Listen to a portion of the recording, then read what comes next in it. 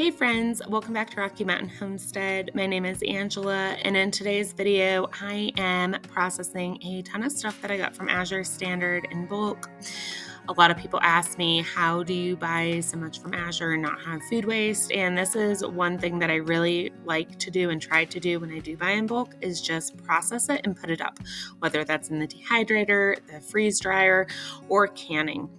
And so in today's video, I'm going to be processing a lot of this stuff that I got from Azure Standard. And I'm also going to take you guys along. And if you're new to the idea of canning and you're maybe intimidated, I'm going to take you guys along and show you just how easy this is. It's not hard at all. It's so easy. So what I'm doing is taking this fresh corn. I think I got like 48 ears of corn. Of course, we had some for dinner one night, so I just used what was left. There's a couple, 2 or 3 maybe, that were bad, so I just set those aside to give to my chickens later that day. And I am just using a bundt cake pan that is perfect for corn on the cob. If you leave, after you husk your corn, after you leave the stem on the bottom, it fits perfect enough where the hole is in the center of a bundt cake pan. So that's what I do, and I just chop off the end or any bad parts, and I just fit it in the hole, and I'm cutting the corn with a sawing motion. That's all you're doing. You're just going about 3/4 of the way in and cutting the corn, and it just falls right off. It all collects in this pan, and it's pretty simple.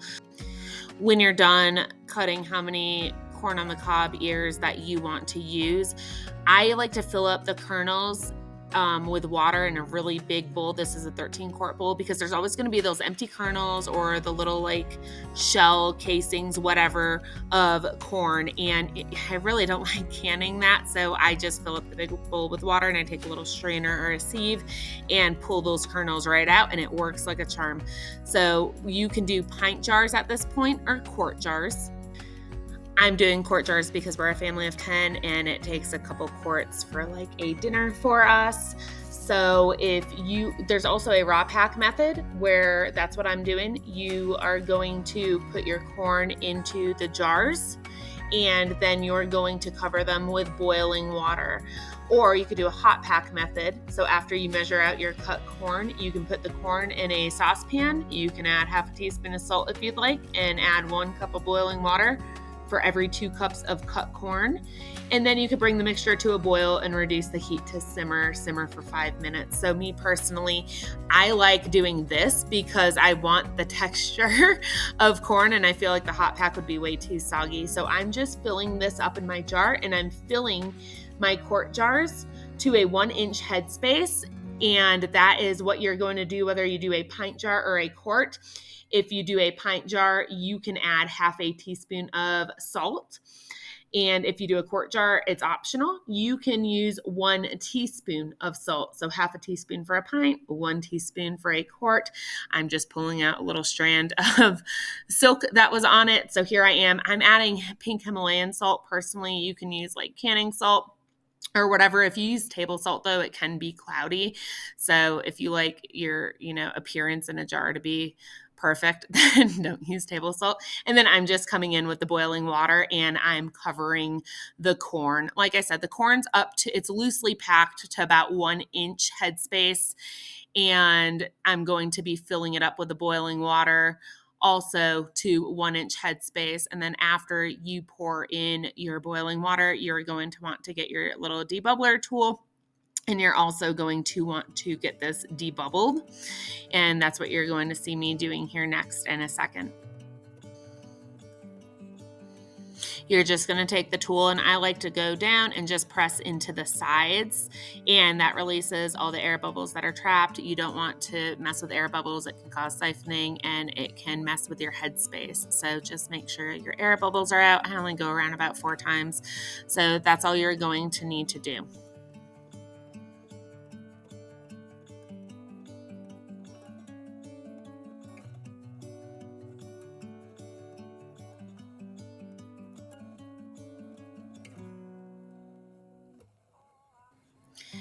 Now you saw me pour vinegar into, I'm just checking my headspace here, double checking, because I eyeball it, but just for the sake of the video, I'm checking it and I needed a little bit more water out. So once you have your 1-inch headspace, I poured some vinegar in a little ramekin, and all I'm gonna do is take this clean cloth in my hand, and it has vinegar on it, and I'm just going to wipe the outside of the jars. Even though this is water and nothing fattening or anything like that, you don't wanna compromise your seal.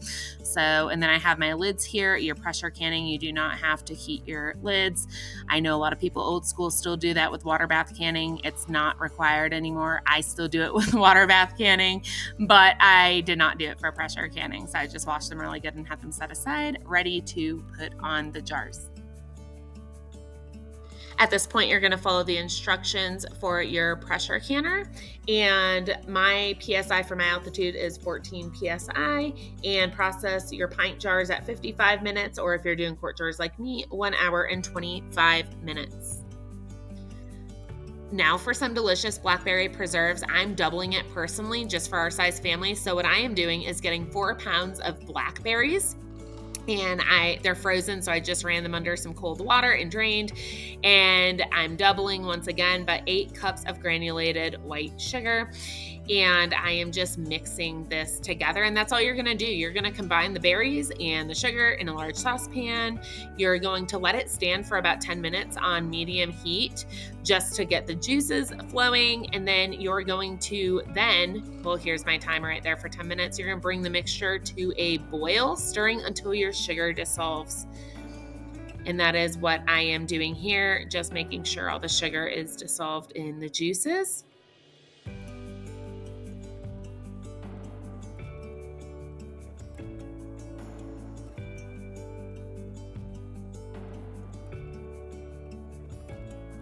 And then as you see it start to come to a boil, what you're going to do is cook it rapidly over high heat. You want it to get to a gelling point, and you want to stir constantly at this point. So this is also called a rapid boil. And you want it to get to about 220 degrees Fahrenheit. So you can measure it with a cooking thermometer if you'd like to, or what I personally do, and I don't know if I show in the video, but I'll take the spoon, the back of it, and if you run your finger down, and it's not dripping off the spoon, and you're running your finger down the middle of the back of the spoon, and everything just, stays in place. It wipes off clean and nothing's dripping into where you ran your finger. That's also a way that I do the gelling point. And then at the end, you can remove it from the heat, and then you're just going to skim off any foam. I actually didn't have much foam, so I didn't skim any off. There's some old tricks. People put like a little bit of butter in to prevent foam. I don't do any of that. If it's like really thick with foam, I think I only have that problem with strawberry rhubarb jam, where I actually have to skim it off because it gets really bad.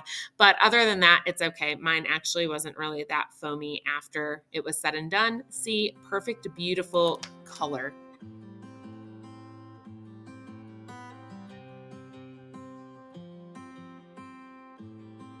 At this point, you're going to want to get your jars ready. Mine are all washed up with hot soapy water, and they're actually hot. You want to keep your jars hot. So I like to get the water bath canner going and let these jars simmer inside of that water bath canner while I'm prepping everything. So you're going to fill up your jars. I have 1/2 pint jars. You're going to leave a 1/4 inch of headspace. So 1/4 inch of headspace for 1/2 pint jars. Usually the recipe, when not doubled, makes about 4 1/2 pint jars. Mine, you see me adding jars because I realized I was going to have a little bit more. I don't remember how many. I'm doing this voiceover watching the video, so I should have had 8 jars. And as you can see here, 2, 4, 6, 8, 10, 11. I think I had 11 jars, so I didn't have room for all of them in this batch. But I am just going around debubbling now. Because this is a liquid and there's only a few little pieces of solids, I just kind of swirl the debubbler in and all around, and the air bubbles come right to the top. And then you, once again, like with the corn, you're going to take a cloth with vinegar, and you're going to definitely want to wipe the rim of these jars because you do not want to compromise seal, and this mix is super sticky and really messy. You're then going to be putting these jars into your water bath canner with at least 1 inch of water covering your jars. Adjust your heat. I leave mine on a medium-high heat. Cover it and bring your water to a rolling boil. And you're going to process these for 15 minutes, and you're going to add whatever extra time you need for your altitude. If you want to know what yours would be, leave it down in the comments below and I'll answer that. But for me, I have to add an additional 15 minutes. So mine were actually in the canner for a total of 30 minutes. And then you're going to turn off your heat, lift your lid, and let the jars cool for a total of 5 minutes. And then you're going to remove your jars from your canner and let them sit and cool for a total of 12 hours. So between 12 to 24 hours, then I'm going to get my jars washed up a little bit, dry them, label them, and store them. But at least let them sit on the counter and rest for about 12 hours. So just make sure wherever you put them is not in a really inconvenient area so you don't have to move them later on in the day. And as soon as I pulled the preserves out, the corn just happened to be done right at the same time. So the canner finally depressurized. I am just pulling the corn. As you can see, the kernels bouncing up and down. This stuff is hot. And if you're new to pressure canning, always lift the pressure canner with oven mitts on and definitely away from your face. So lift it away in the opposite direction because this stuff stays hot for quite some time and there is a lot of steam.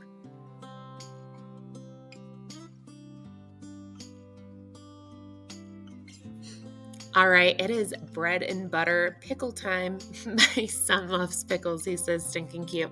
But he's like, "Are you making me pickles?" I did. So I bought the 20-pound box from Azure Standard, and now I remember why I had a problem a couple years ago getting rid of our pickles. It makes so much. 20 pounds makes so many pint jars. So what you're going to do is you're going to wash up your pickling cucumbers. You kind of want, we have like the really little ones. I actually gave them to my chickens, honestly, because there was only a handful of them left. But you really want cucumbers that are about 4 to 6 inches in length. And what you want to do is you want to wash them up. Now I doubled this, but you know what? I'm just going to tell you the regular amount. So disregard whatever I'm doing in the video. I sped it up. Maybe you won't tell. So originally to get 7 pints of pickles, you're going to want to use 4 pounds of pickling cucumbers. You're going to wash them up under cold water, drain them, remove the stem. I actually cut a little bit off of both the ends personally. And then you're going to cut the cucumbers crosswise. I use this slicer into 1/4 inch slices. Some people do 1/2 inch. I like the 1/4 inch personally. And that's all you're going to do. So this part, that's what I'm doing. I am just slicing up my cucumbers, 1/4 inch slices, and putting them all in a bowl. And the scraps are going to be set aside for our chickens, ducks, and turkeys.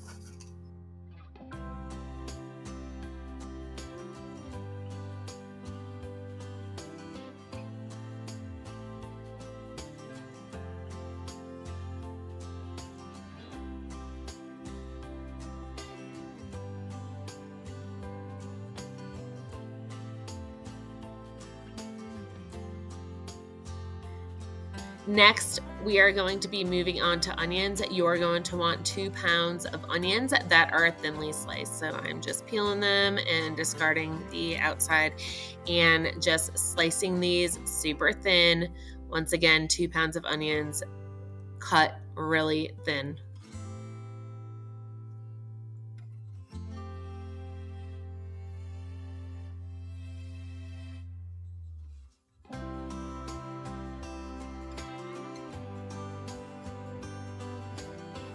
Okay, I slowed this part down just so I can talk a little bit and get in the next set of directions. So I am just mixing all the onions and all the pickles up as best as I can in this 13-quart bowl.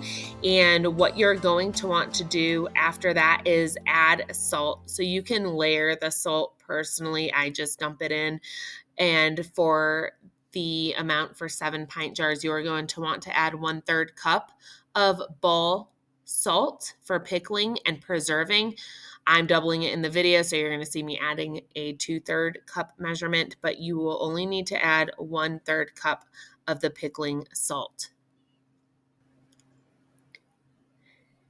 After that, you're going to add ice cubes, and you just cover this with ice. I just cover one layer. There's a little bit of water coming out, but that's okay. And this is going to stand for at least an hour and a half. So I just cover it with a sheet of foil and leave it on the countertop because it stays plenty cold. And that's all you're doing right here for an hour and a half. So now you're going to want to make your brine. Once again, disregard how many times I'm doing it in the video because I'm doubling it. You are going to want to add 2 cups of granulated white sugar for the brine. You will then add in 2 tablespoons of mustard seeds, followed by 2 teaspoons of turmeric,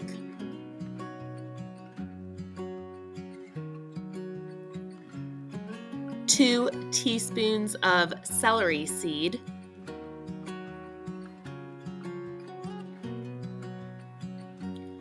1 teaspoon of ground ginger,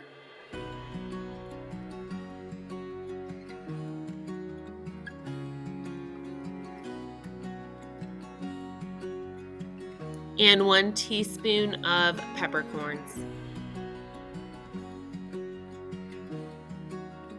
You're then going to add in 3 cups of regular white distilled vinegar.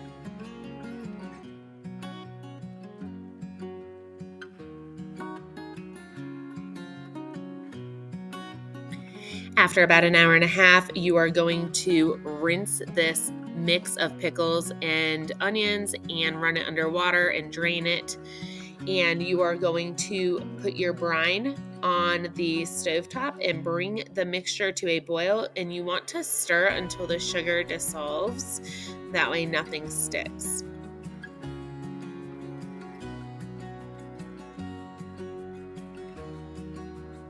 Once you've brought the mix to a boil, you're going to go ahead and put your cucumbers and onions on top, and you're going to mix it in really well. And then you are also going to bring that mixture to a boil. I have my jars simmering in hot water, so they're nice and hot, and my pickles have now finally come to a boil. I've also changed my clothes because it's actually getting really cool at night. I think this week was like 40s, so I was getting a little bit cold. So I am just going to put my pickle mixture and pack these jars. So what you're going to do is you're going to pack the hot pickles and the liquid into the jars, leaving a 1/2 inch headspace. It is optional to add pickle crisp to the jars if you'd like to at this time. You can add 1/2 teaspoon of pickle crisp for a pint jar if you'd like to. I actually did this batch, but the next batch I forgot to, and it didn't. I don't know that it really makes a difference, honestly. I've done it with or without. So that's all I'm doing here right now is just filling up the jars to 1/2 inch of headspace.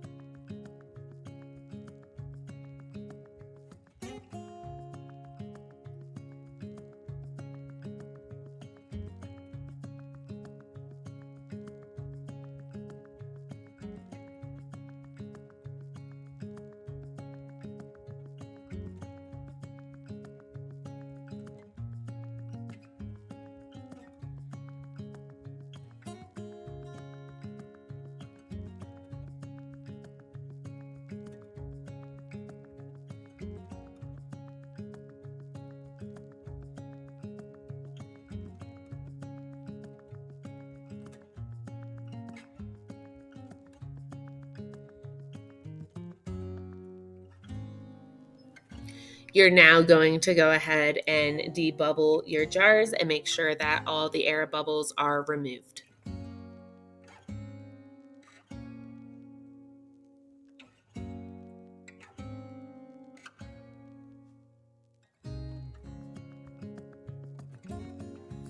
After you debubble, this is when you're going to go back and recheck your headspace and make sure it is good, because after you debubble, sometimes that can change.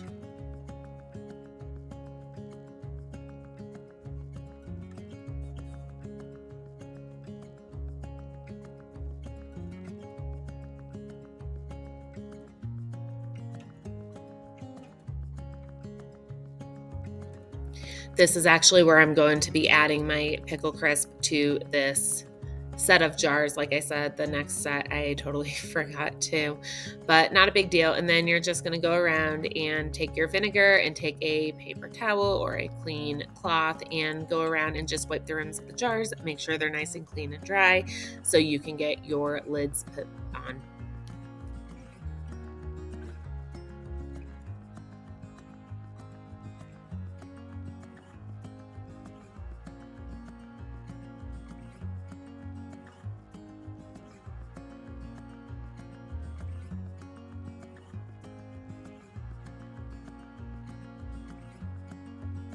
Once your lids are on, we're going to put our rings on fingertip tight.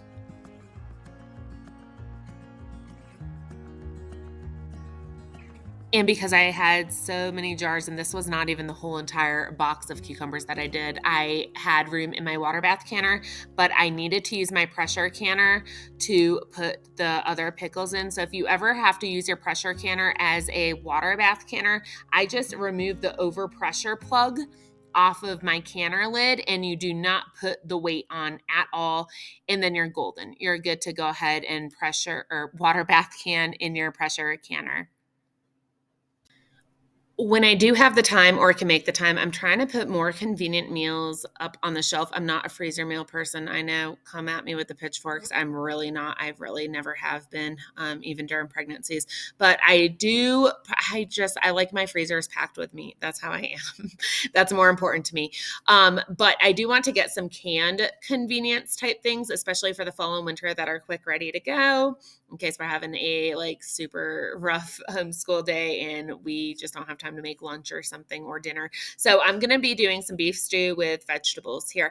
And I am going to also be doing a couple other meals in the pressure canner too. So if you guys are new to pressure canning and you have any type of things like chicken soup, vegetable soup, whatever videos you want to see in depth, I don't usually do videos like this for canning. I usually do I'll have one like pressure can corn with the directions. I'll have another I think I have like a spiced cherry jam that I've done. I do individual videos for canning, but this one was kind of a compilation. But if there's any videos that you would like to see specifically on canning that I have not already made, go ahead and feel free to leave those down in the comment section below.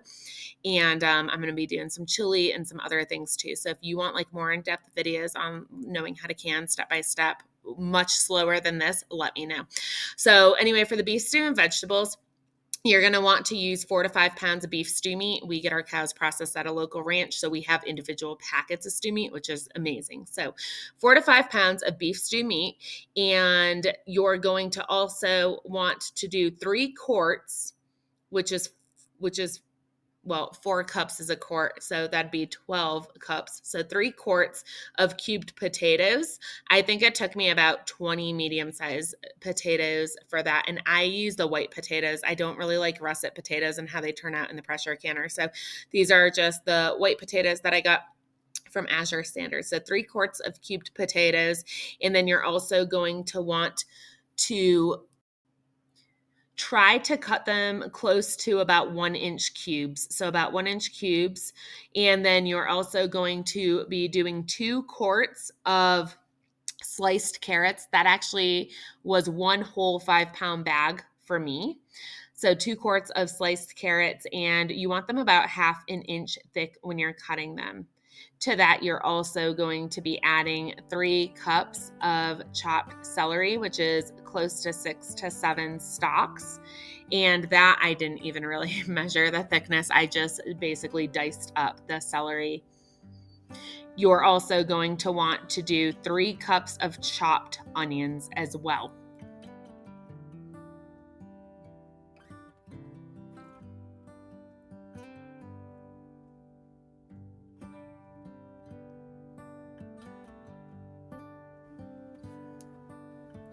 And I did not mention, but for the stew meat, you want them about 1.5-inch cubes.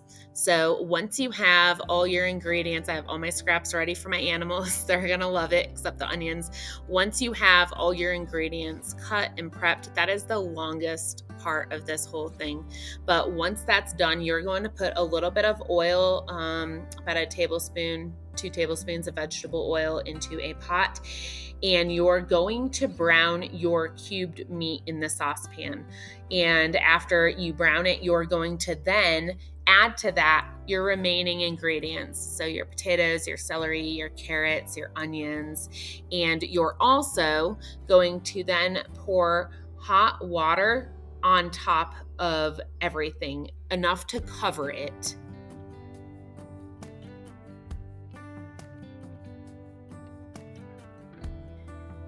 And then I totally forgot to add my seasonings. Do that before you add the water. So you're gonna want to have 1.5 teaspoons of salt, 1 teaspoon of thyme, and half a teaspoon of black pepper. I actually think I added like 1 teaspoon of black pepper to this.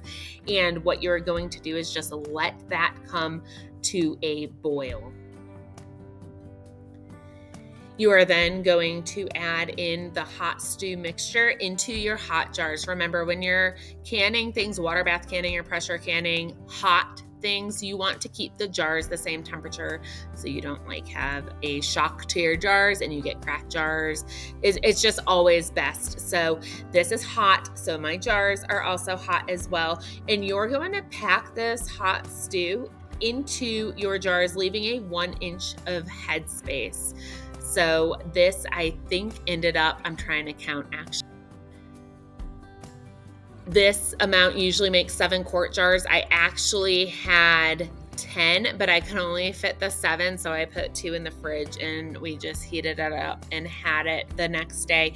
I have much more beef stew to make from beef stew meat in my freezer, and I'm trying to make the freezer space, so that is another reason why I am trying to get things canned up right now, to try and get some space in my freezers. And it's just really nice to have the ready to go things on the shelf. So it's all a matter of time. I have like buckets of dry beans. Someone's like, why don't you can your own beans? I don't always have the time. That's why.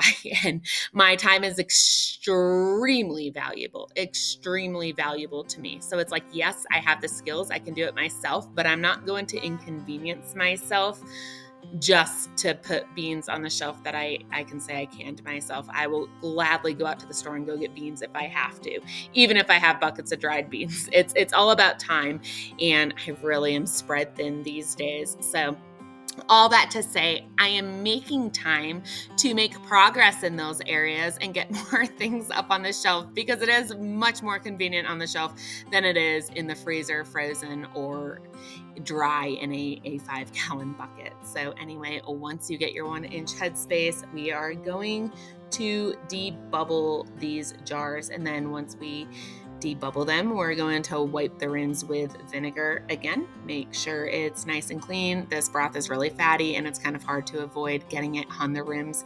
So debubbling, wiping my rims, and then getting the lids on.